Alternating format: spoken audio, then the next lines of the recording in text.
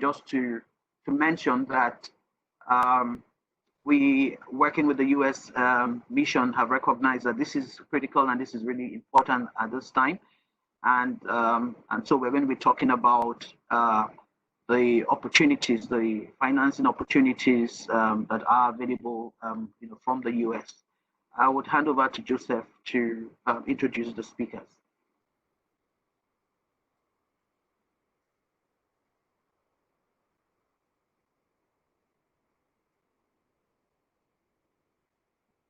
Hello, Joseph. Yes, thanks. Thank you very much, Ma. We have 3 incredible panelists here with us that will be sharing the financing opportunities from the US and how best to leverage on them. So first, we have Vibhuti Jain. She's the Regional Director for Africa DFC. She's an experienced corporate attorney representing Fortune 100 companies in the financial services sector and practicing law in New York and London. She also worked for a boutique investment banking firm in New York on transportation, energy, and other infrastructure transactions. She holds a BA in economics from Yale University and a JD from Harvard Law. The second panelist is Claire.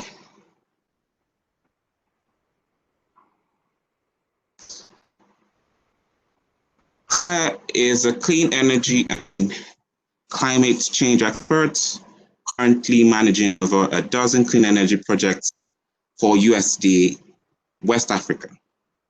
The USDA, Claire was the chief staff in the Office of the Special Envoy for Climate Change at the US Department of State.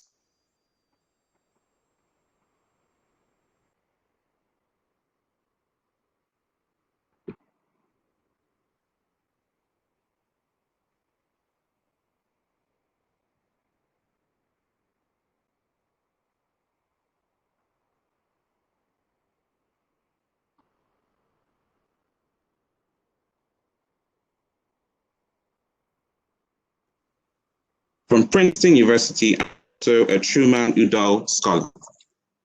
And lastly, we have Josh Egba. He's the USDA country rep for West Africa in Nigeria, where he provides program support and contributes to business development efforts for the USDA. His role includes identifying sustainable projects for project preparation funding, as well as monitoring and evaluation of existing assistance across various sectors. Prior to USDA, Josh Egba was a business consultant providing technical assistance for public and private sector entities, including the CBN and the Federal Ministry of Trade and Investment. He holds a master's degree in international business and a bachelor's degree in economics. So I'll be handing over to Vibhuti, who the first panelist will be from DFC, will be sharing the project opportunities from DFC. Hi, Vib. Hi, thank you for the introduction.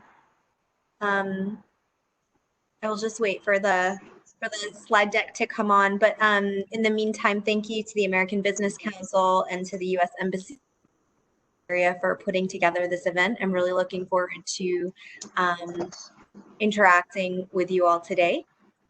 And yeah, I think we're ready to move to slide 2, please.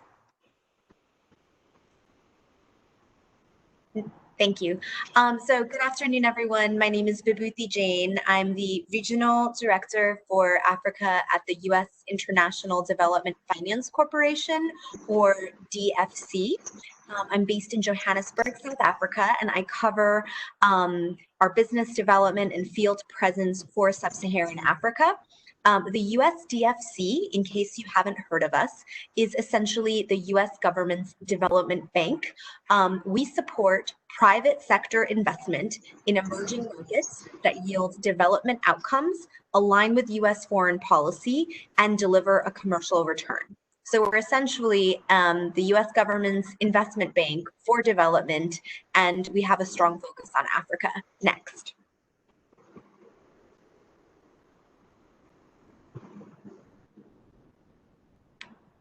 Next slide, please.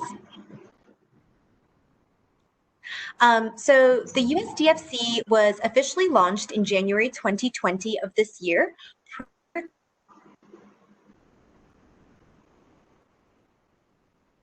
Investment Corporation, or OPIC, that some of you may be familiar with.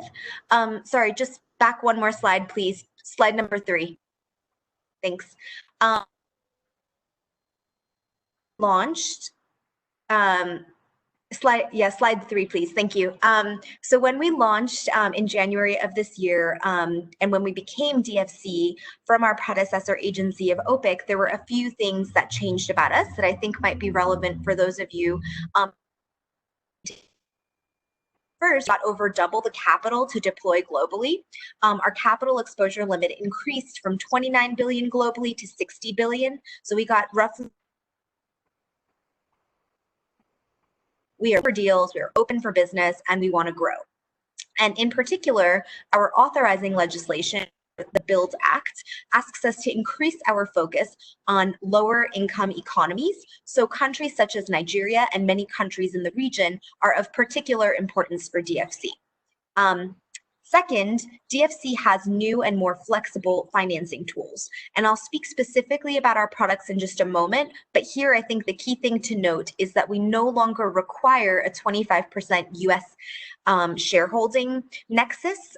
We have changed our policy to a more flexible US preference policy, which means even if you don't have US shareholding, if we think it's highly developmental and furthers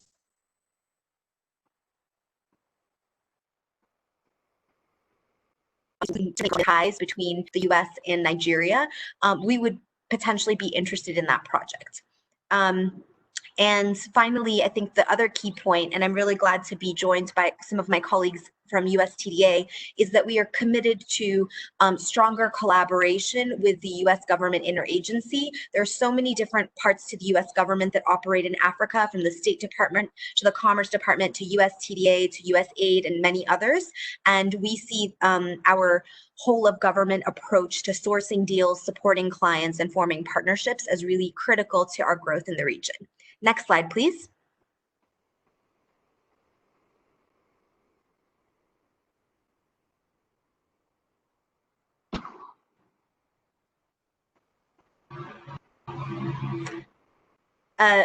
Just one.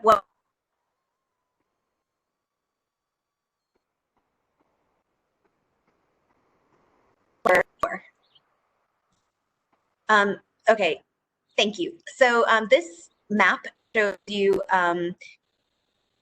where we work. We work all across the globe, and as you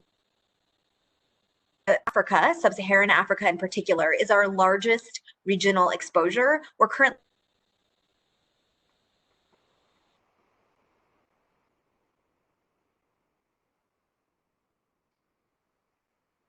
and we have created Africa. So I'm understanding context how Africa is to us.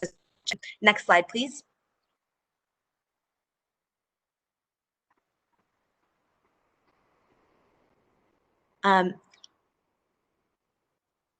Thank you. This slide just emphasizes something that I mentioned before, which is essentially that DFC invests with a triple with a triple aim. We aim to yield development impact, which we look at very broadly across a variety of metrics, from job creation to empowerment of women and vulnerable groups, to supporting SMEs, to helping unlock economic growth through infrastructure development or supporting financial inclusion. We also look to support US foreign policy. And finally, we are a bank, so we are looking for return on our capital. And so we're looking to make sound investments that will perform well. Next slide, please.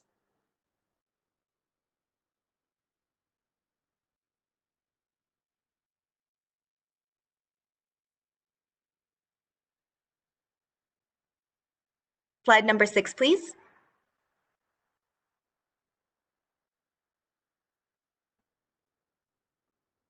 On this, okay, well, I'll just start talking, and then when it comes up, you'll be able to in front of you, but essentially DFC has a number of products that are available to our clients. Our primary product is long-term debt financing. We can provide debt up to 25 years in amounts ranging from $1 million to $1 billion. We can also provide loan guarantees for similar quantums and tenors. And then that's really our most common product. So essentially, we are primarily a long-term credit provider.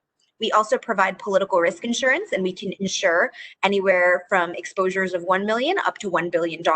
And this covers things like acts of violence, expropriation risk, currency and convertibility. We can insure contracts with governments. And then finally, we do have 2 new programs that we launched in January of this year. We did launch a direct equity program, so we are able to make some direct equity investments into companies. Here we'd be targeting Series B, Series C raises, where we'd be a minority, and right now, given the program is so new, we're really focusing on transactions where we can invest alongside potentially another DFI or a like-minded institutional investor as we get the program more mature. We can also invest in private equity funds.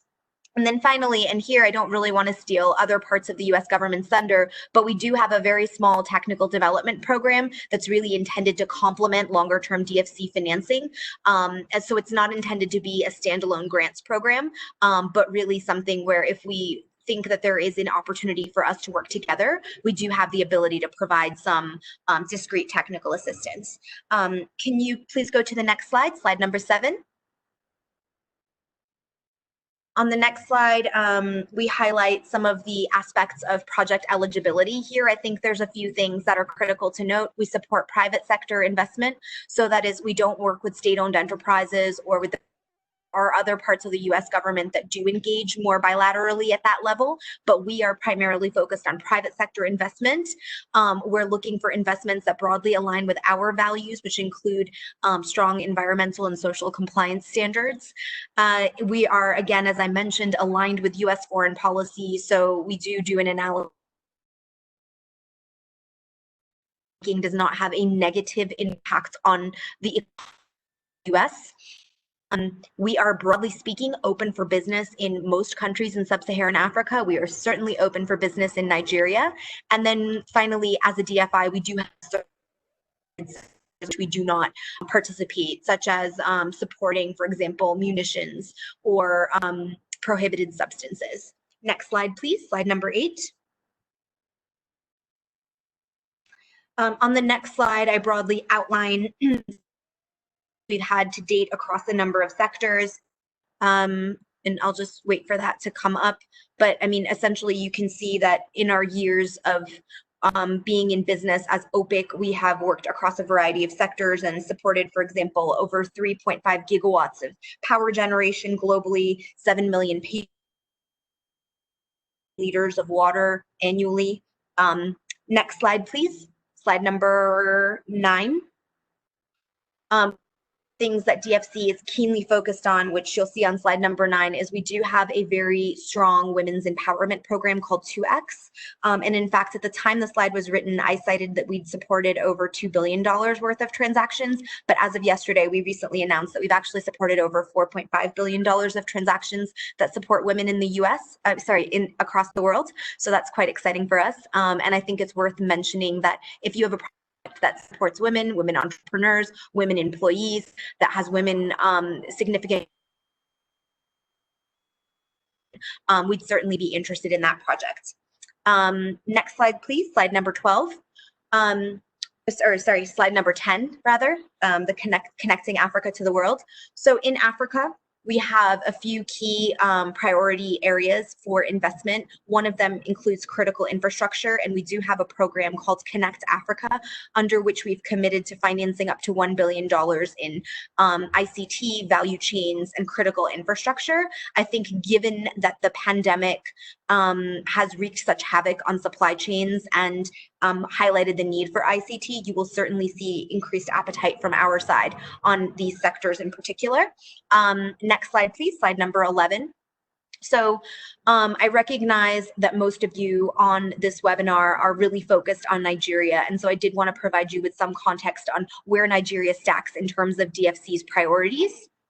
As you'll see on slide number 11, Nigeria is a priority country for the Development Finance Corporation. Not only is it the largest economy in Africa, but we recognize that there are robust private sector opportunities, particularly to engage with U.S. businesses and U.S. And there's tremendous potential for development impact. But here I know I'm preaching to the choir, so I won't really say much more there. But in terms of where we see DFC heading in Nigeria, we would like to more than double our commitments in Nigeria in the coming 3 years. We currently are sitting at about $530 million in active commitments in Nigeria, so that's a fairly I'm certain we can get there. In terms of sectors that we're particularly interested in Nigeria, agriculture, critical infrastructure, financial services, and healthcare are all of interest to us. Next slide, please, slide number 12. Some examples of trends. Nigeria, I think you'll recognize a few from this list. We've been working, for example, with a company called Life maternal health, but healthcare more broadly. It's a partnership that we entered into with Merck, Credit Suisse, and USAID. We're very proud of that. We've also worked with the financial number of banks in Nigeria, from UBA to Union Bank to Sterling Bank, in providing both lines of credit and loan guarantees. And then finally, some of you who work on larger scale projects may recognize our predecessor agency, OPIC, for our involvement in the Azura-Edo gas to power project, which we're incredibly proud of and took a lot of work. And then next slide, please. On this next slide, you'll see that in the wake of the COVID-19 pandemic, one of our key focuses, and our focus even prior to the pandemic, has been to create more resilient healthcare systems on the continent. And I think, COVID-19 has only highlighted the importance of building resilient and sustainable healthcare, down to manufacturing of PPE and pharmaceuticals, to training of staff, to increasing access to care through facilities in different cities and rural areas. We issued a call for proposals about 3 weeks ago for interested applicants with healthcare sector opportunities. There's a link on this slide to actually find out more information, and I believe you'll be able to access the slide deck after this webinar. And if you have questions on that specifically, you can also go to our website. But I think the bottom line to remember about DFC is we are open for business. We'd love to see deals in Nigeria. I think in terms of the things we look for as a bank, we do want to deal with businesses of a minimum threshold size. So if your business has at least $1 million, ideally closer to $2 million in annual revenues, it's been around for 2 to 3 years, you're able to provide audited financials, and you're looking for expansion capital or growth capital, we would love to talk, especially if you are participating in one of our priority sectors. So with that said, thank you very much to ABC for doing the slides as I spoke. I look forward to hearing from my fellow panelists. Thank you.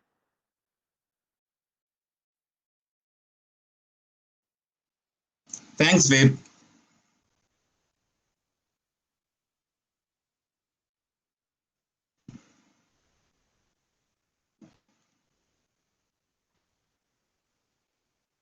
Thank you. My presentation, I'm done with my presentation from my side. Thank you very much.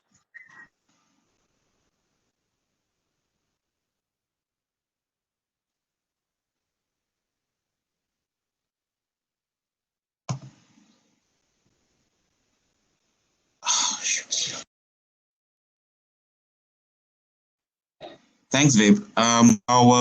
The next panel we have on is Claire Siraski, if I got that correctly. So I'll be sharing your presentation. Perfect. Thank you. Well, it's wonderful to meet you all. Thank you to the American Business Council for hosting this. And I think that a lot of you are familiar with us already, because we have our wonderful Josh Egba, who's our West Africa country representative based in Lagos. And Nigeria is our largest portfolio in sub-Saharan Africa. So Josh has been working hard, and I've joined him to try to make sure that West Africa and Nigeria specifically continues to be our largest market. And we also have a colleague, Jillian Forrester, who works on West Africa as well. Our pictures are on the last slide, so Josh can mention her there. But I think we can just jump right in. If you can go to the next slide. So our mission at U.S. Trade and Development Agency is really threefold. We want to create jobs. We want to create jobs in the U.S. through U.S. manufactured equipment and services. We want to create jobs in Nigeria and the other markets where we're working through sustainable infrastructure development. So that's really our second main goal is sustainable infrastructure in emerging economies. And I'll talk about how we support that in a little bit, but we really focus on sustainable infrastructure development in the energy sector, transportation sector, ICT, healthcare, and agribusiness. So we try to cover the field, and that brings me to our third point. We really want to be building partnerships between US companies and Nigerian companies, between US government and the Nigerian government. So this is our mission. Next slide, please. And how do we do that? So we have two main buckets of tools. One is project preparation. So we want you to be able to access that DFC financing that Bib was just talking about. We want DFC to continue to have an enormous Africa portfolio and for Nigeria to be leading that. In order to do that, though, you need good project preparation. So when you go to a financier, when you go to DFC or others, they want to see your environmental and social impact assessment. They want to see your economic and financial models. They want to see your feed work. They want to see your geotechnical analysis. All of that is really important in order to make sure that you have a solid project that will be bankable and that will ultimately result in what you need it to result in. Whether it's providing a service, energy through hydropower, or a new hospital, we want to make sure that that is a well-developed project that can attract financing and deliver what you want it to deliver. So we do that by supporting project preparation. We can provide grants between $500,000 and $1.5 million, depending on the size of the project, for feasibility studies to cover those kinds of things that I talked about: environmental and social impact assessments, geotechnical analysis, financial and economic analysis, whatever it may be that your specific project needs. Technical assistance as well to be able to produce that information, pilot projects for US technologies, front-end engineering design. And Josh will get into some specific examples of our projects in Nigeria. But how our project preparation assistance really works is there are three parties. You have USTDA providing the grant funding for that project, for project preparation. You have a Nigerian entity, like Nigerian legal entity, could be private sector, could be a public sector, could be a public-private partnership. We work with all kinds of potential grantees, but a legal entity in Nigeria where the project will be. And then the third party is a US contractor. So for our feasibility studies and technical assistance, we bring in either through a sole source, you choosing who they are at the beginning, or through an RFP, a US company that can come in and help do that feasibility study, do that technical assistance to get you to financial close. So our first bucket, like I said, of tools are really this project preparation assistance. The second grouping here is partnership building. As I mentioned, we really want to see more jobs being created in the US, more jobs being created in Nigeria, more partnerships between Nigerian companies and US companies. And we facilitate that through three major things. One is reverse trade missions. So we invite people from the different markets where we work in this case, Nigeria, to come to the US to directly meet US companies, to meet US government officials, learn more about the US technologies and assistance that we can offer, and really build those relationships.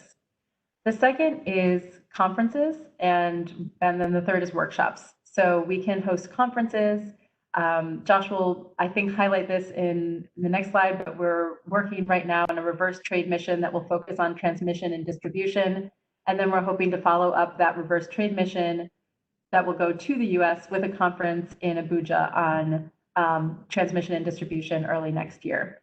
So conferences to facilitate those relationships, and then workshops as well, usually technical workshops to kind of dig into a specific sector, but again, focus on building those partnerships. So next slide. I think I hand it over to Josh at this point.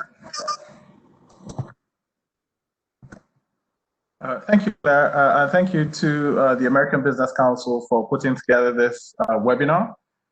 Good morning, good afternoon, and thank you for joining us. As Claire mentioned previously, USTDA supports project preparation activities in really 5 strategic sectors. The one, which is our biggest portfolio, is energy. And as you can see, the first project that's highlighted there, just in February of this year, USTDA signed a grant with NNPC for 1,350.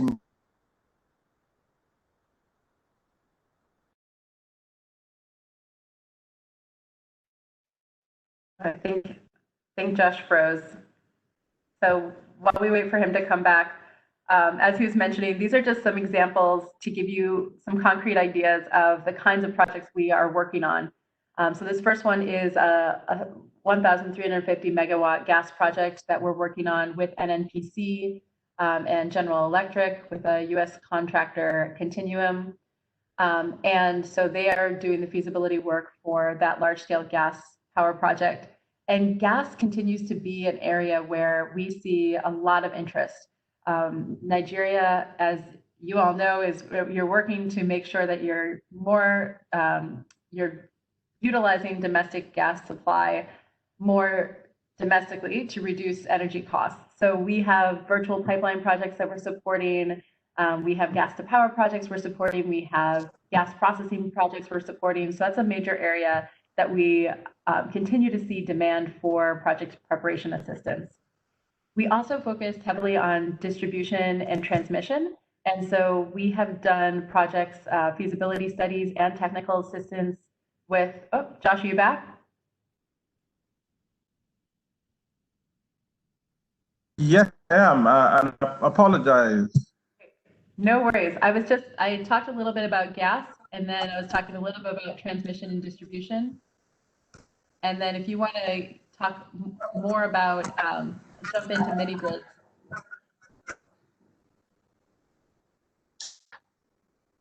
Absolutely.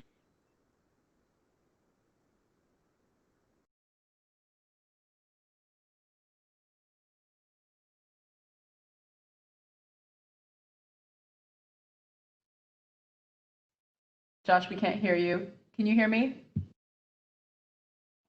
Yeah, we can hear you, Claire. Can't hear Josh. Okay, I think Josh is having some internet connection problems. I can hear you now.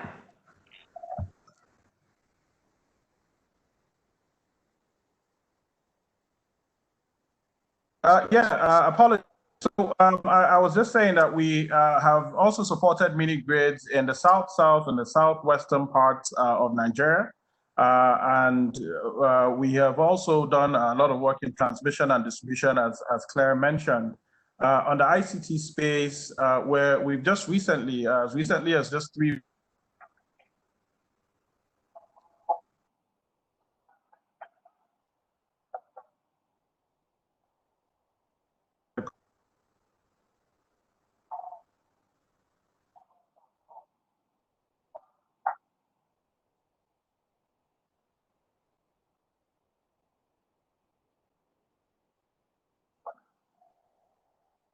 Okay.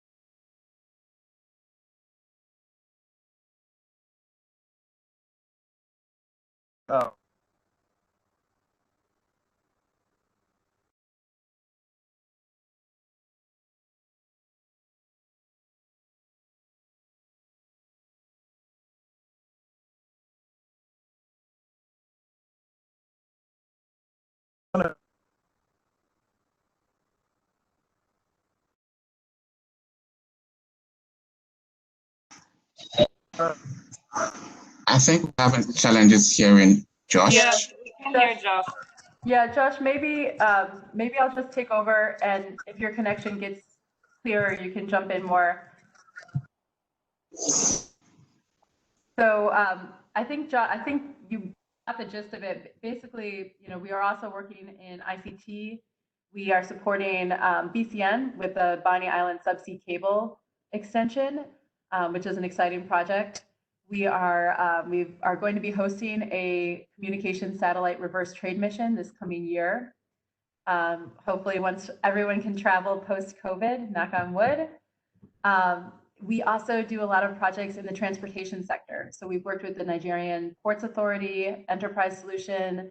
We have done a Nigeria railway reverse trade mission. And we're trying to do a lot more work in the agriculture sector. So Josh and my colleague Jillian actually just hosted this last year an agribusiness reverse trade mission. And there are a number of projects that we are hoping will come out of that in the agribusiness sector. This is a huge opportunity. There's a lot that can be done and needs to be done in Nigeria around modernizing the agricultural sector, building out agribusiness, and we want to be right there offering US technical assistance to do that. And then healthcare is the kind of final area on this slide, but is particularly in this COVID period is one we're trying to focus a lot more on and trying to create more sustainability in the healthcare sector. We have done a Nigeria-Kenya healthcare reverse trade mission. We've worked with the Federal Ministry of Health on hospital modernization. So this is definitely an area where we are interested in more projects and would love to hear from you all if you have thoughts on more work that we could be doing in the healthcare sector. So next slide. This again just speaks to our goals, the results that we've been able to achieve in the last number of years. We have a 111 for every dollar we put into project preparation and the other activities we do, we get $111 back in US exports, which we're very proud of, and I think speaks to the kinds of partnerships that we help facilitate. We have over 4,000 infrastructure activities supported worldwide. And as I mentioned, Nigeria is our largest market in sub-Saharan Africa, and we want to keep it that way. So please help us do that. We are working in 139 different countries, and we have generated 73 billion in US exports.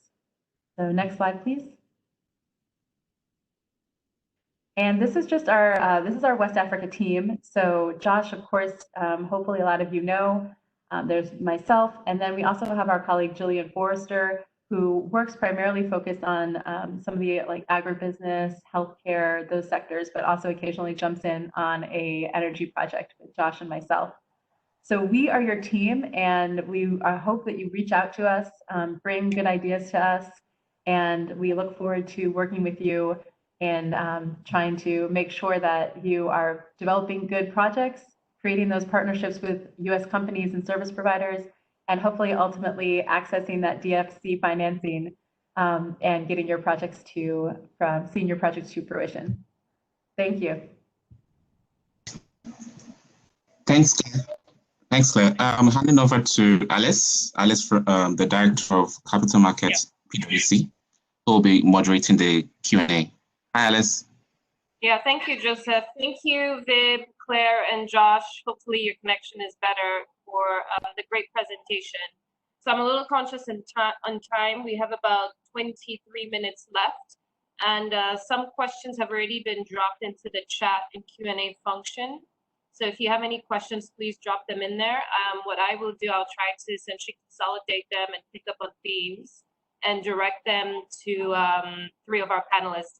So Vib, maybe I'll start with you. There's been some questions around more specificity around the criteria for some of your investments. I know you've answered a piece of that in the chat box, but for your different instruments, can you maybe give a little bit more detail on the qualifying criteria?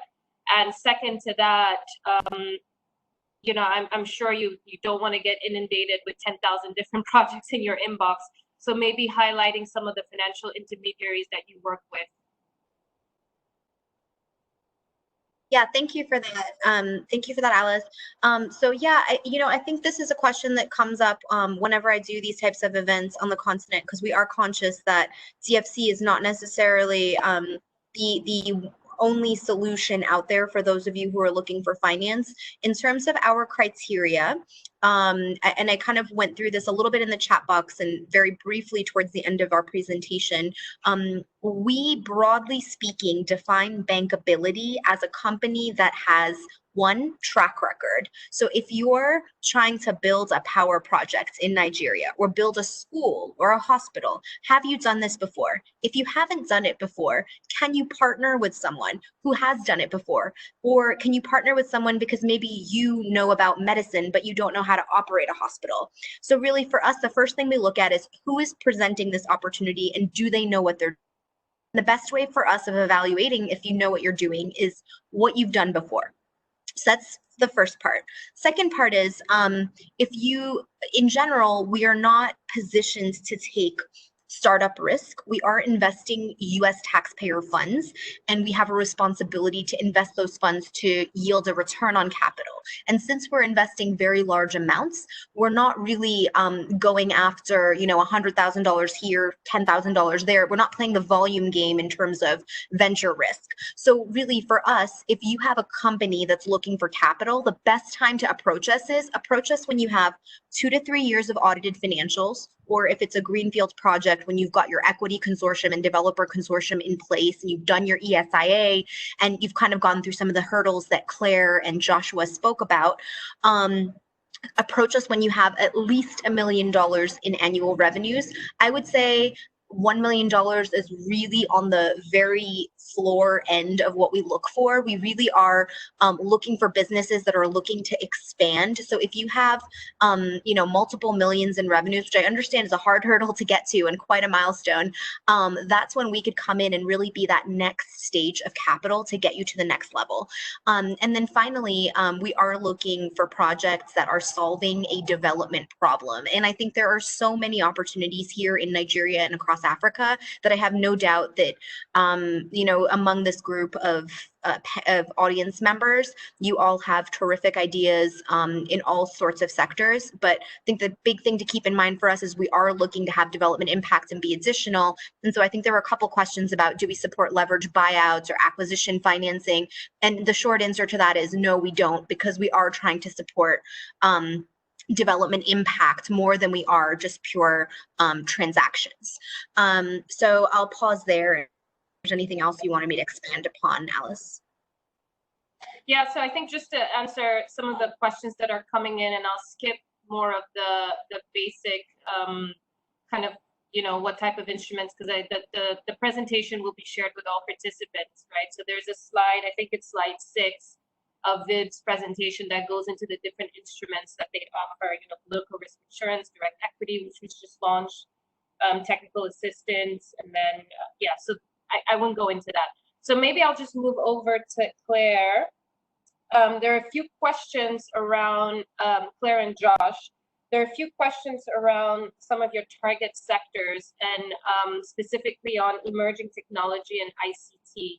So is there any kind of, I guess, similar to DFC, is there technical assistance in this, in the sense of capacity building, training and development? And if there are, can you share more details on that, Claire? So we are looking for projects that are ready for project preparation assistance. So we don't do a lot of capacity building and trainings. We are sometimes able to include that in our feasibility studies. So we'll often include in our feasibility study some sort of training element so that the US contractor that's providing the feasibility study is teaching your team how to use the tools that they used to put together the financial or economic model, or they're teaching your team, a variety of things. We do have what's called a training grant, which sometimes comes in when a US company is competing for a project, but generally we don't focus on capacity building. It's really focused on the project preparation. And so again, we can include that sometimes in the feasibility study itself, but for the most part, we're focused on the actual project. And okay, perfect. Oh, go ahead. Yeah, go ahead. I did see a question about kind of other sectors and kind of the integration of technology and aeronautics. We can work outside of those 5 sectors that we mentioned. If there is a compelling case in terms of US export potential, in terms of the partners that are involved, in terms of the size of the project. We also are looking for larger size projects, so usually projects that have at least a 20 million CapEx or more. So it really would depend on what the project is. If there is a compelling case for US exports and it's a large enough project with good partners, we can definitely consider it. And actually we have a group that's just now looking at kind of different space projects and space opportunities. So maybe there's something there. Perfect. And just to before I move back to Viv, there's a few questions and a repeat on the Connect Africa project. Are you familiar with that, and can you share more details? I think you're talking about ICT and Access Africa, and this is something that both Josh and Jillian lead on, so they can speak to better. But basically, it's a effort by USTDA to focus a lot more on the ICT sector and how we can help build out ICT in Nigeria and other countries in Africa. So we have a lot of appetite right now for ICT projects in particular, and that's what the Access Africa program is focused on. So we're excited about the Bonny Island subsea cable, but we're definitely looking at other projects that are in the ICT sector. Okay, perfect. Sorry, one more question for you, Claire, before I move back to Viv. So CBN recently announced that in light of COVID, several initiatives, including setting up an infraco of some sort, which would go into essentially early stage project preparation facility. Is USTDA involved in that at all? And if not, are there opportunities to partner? Are you aware of that program and maybe efforts to partner with the government?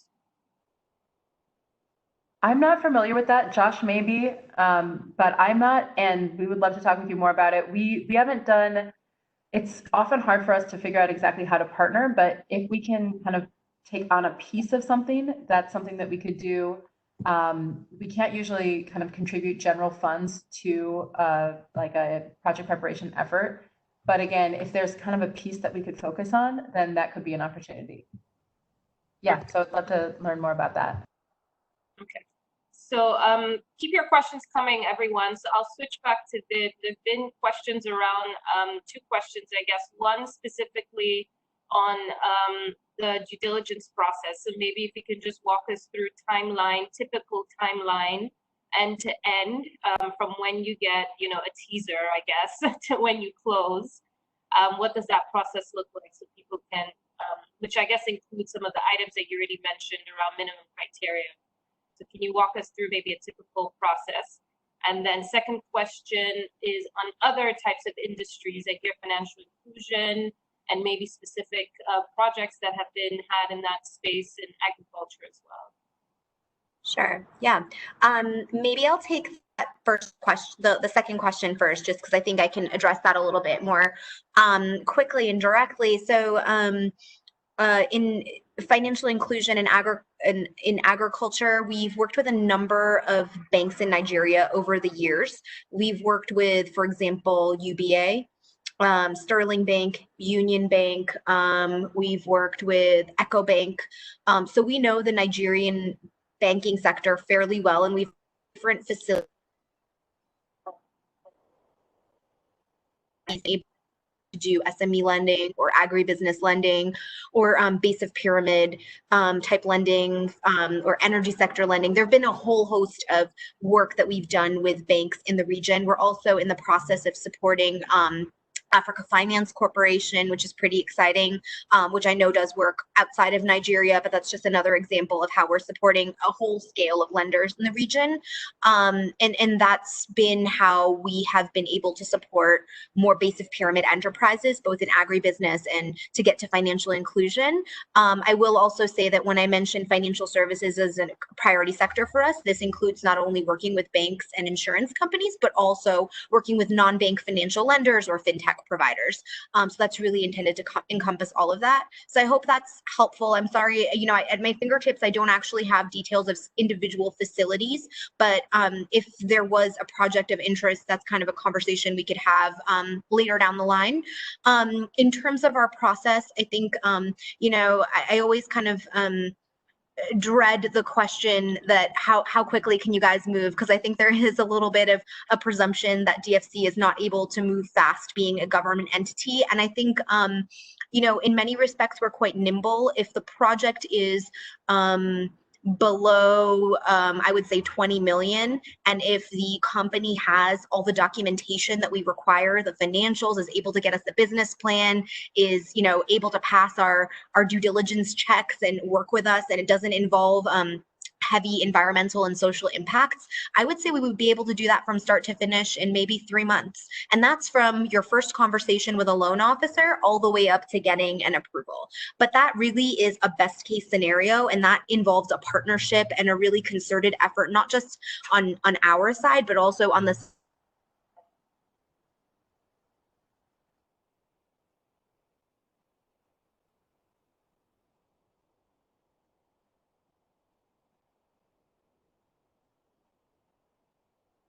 larger projects do involve some sort of government concession or new build infrastructure, and therefore the due diligence involved is a little bit more complex. So I know that Claire and Joshua alluded to some of the ESIA support that TDA provides. I mean, DFC is a long-term lender on these types of projects, would come in after that ESIA work has been done.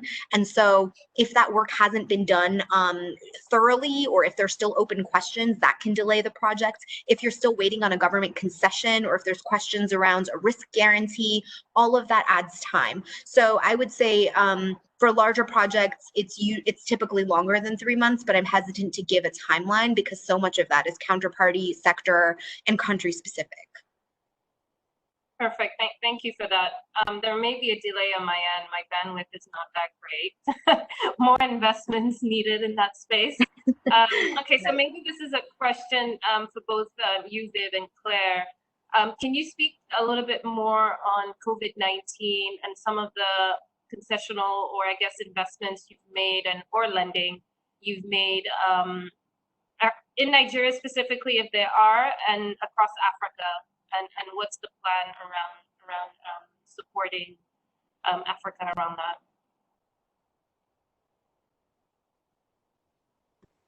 Claire, do you want to speak first, or? I think most of that is kind of directed at things that you guys would do, but just real quick, we are really focused on, in particular, the healthcare sector and trying to do more work in the healthcare sector, and just generally more focus on resiliency of systems and of supply chains and things like that. So we are likely to be launching something this week or next week, focus on resiliency. So that's a little teaser, keep your eye out for that. But we are really focused on improving resiliency and healthcare in the healthcare sector and other sectors. In Nigeria specifically, we've gotten some proposals for things like power generation for healthcare systems that we are closely looking at. So we're hoping to do some things like that, mostly focused on mini grids and the healthcare sector right now, but are definitely open to other opportunities. Perfect. Thank you. From the DFC side, we've been actually taking a multi-pronged approach to the pandemic. So we recognize that in addition to, you know, really laying bare some of the weaknesses across the health sector in emerging markets, it's also exposed weaknesses when it comes to food security and to supply chains and to the vulnerability of SMEs to this type of downturn. So we've done a few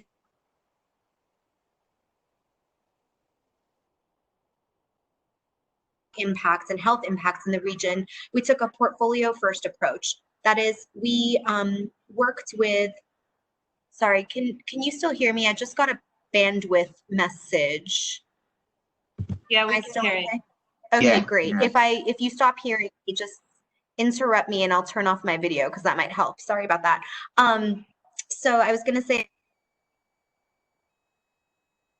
is we took a portfolio first approach, and we really said, let's make sure that our current clients to whom we have existing debt facilities, credit facilities, and investments with are doing okay.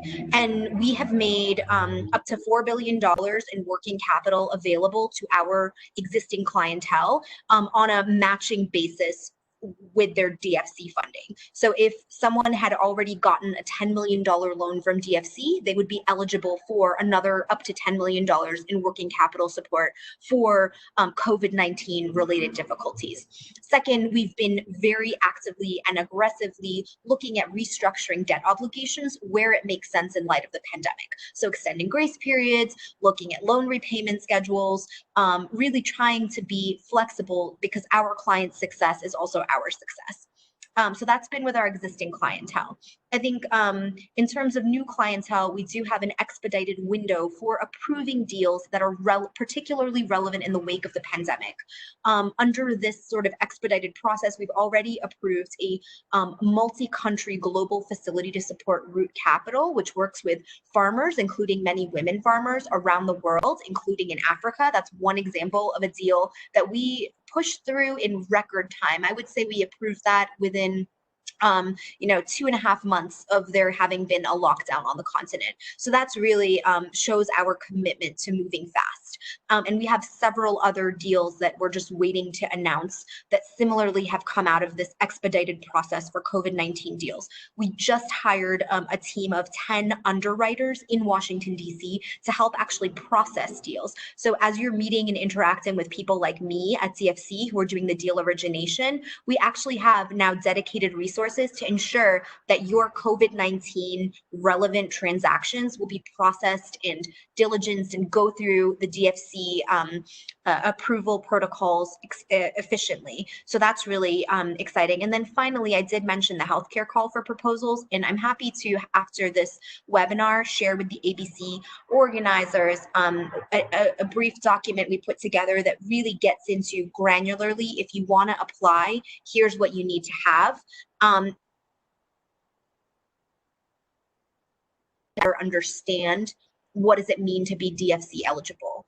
And I think that's a good starting place. But yeah, in short, we are very committed to the continent, and we're actually, I forgot to mention this, putting in place a dedicated business development officer for Nigeria and Ghana in Lagos in the coming months. And I anticipate this person will spend the majority of their time in Nigeria just because of the wealth of opportunities there.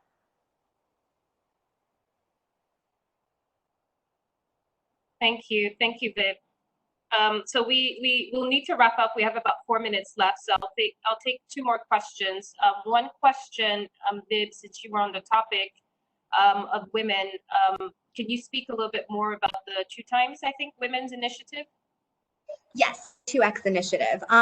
Yeah, so the 2X Initiative is essentially a program that a number of DFIs have signed on to globally. We initially made a commitment to support, to catalyze up to $1 billion, then we increased it to $2 billion, and then just yesterday we put out a press release saying we've actually far exceeded our commitment and supported up to $4.5 billion of financing that supports women.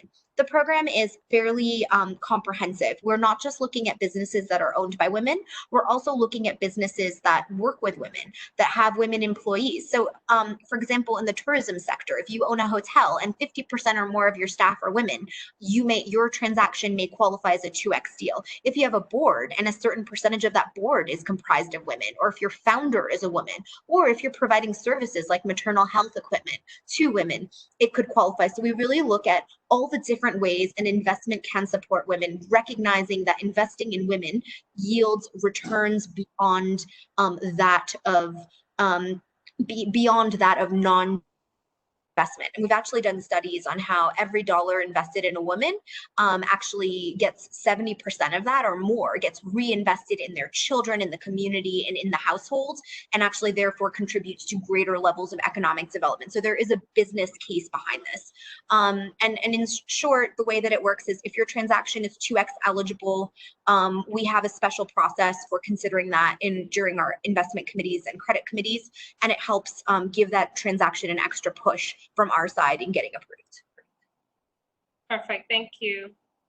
All right, so we have about 1 minute left. So I think there's so many questions. I'm sorry I did not get to all of them, but I suspect we can route some of these questions through ABC, and then we'll see if we can get like a consolidated answer sheet of some sort. But thank you very much to ABC for hosting. Thank you, Claire and Josh, for thanks, Alice. taking time for this. And I'll hand over to Joseph and Margaret for closing. Hi, thanks, Alice. I will call on Jennifer Wood to do the closing. Jennifer Wood is the commercial counselor at the for the foreign commercial service at the US Embassy. Hi, Jennifer. Good afternoon and good morning, everybody. I hope you can all hear me well. I'm going to save your bandwidth and not be on video. I'm also not really photo worthy at the moment. It's rather early here, but I would like to take a minute to thank our colleagues at the DFC, VIB, and USTDA, Claire and Josh, for their presentations today. I know you heard VIB mention this all-of-government approach that the US government is taking to trying to bring deals to a close in Africa and leverage our private sector. So the goal of this call was to help you to understand the various resources that are available in the different agencies and to let you know that we are all committed to working together with you. So we are happy to get on a joint call. If you have a project and you're a little bit unclear about whose wheelhouse it fits within, FCS here in Lagos is more than happy to pull in the people that you've met today on screen for a more detailed conversation about a specific project or opportunity, as well as our other interagency colleagues. So this is really, when you hear talk about Prosper Africa, this is really what Prosper Africa is all about. It's bringing this all of US government approach to the table to help leverage our US businesses and opportunities. And in fact, Josh, USTDA, sits physically, when we're in the office, within the commercial service section at the consulate. We're very, very fortunate to have his fabulous collaborative experience at the table. And then Viv, I don't know if you want to, Viv is based in South Africa and currently covers Nigeria. We have heard through the grapevine that we are going to be getting our own DFC representative directly here physically in Lagos as well. So that's TBD. I'm sure, you know, a lot depends on COVID and people's ability to get to market, but you know, that is just to say there is a strong commitment to Nigeria on the part of DFC and making this very accessible. So in the meantime, Viv is certainly available and more than happy to jump on calls and video conferences like this. So I thank you all for your time today. Please do send any email, question, follow-up that you have, either directly to the presenters, or you can funnel them through myself or Margaret, and we'll make sure they get to the appropriate people. Thank you all. Thank you. Bye-bye. Bye. Thank you very much. Thank you. Bye-bye. Bye.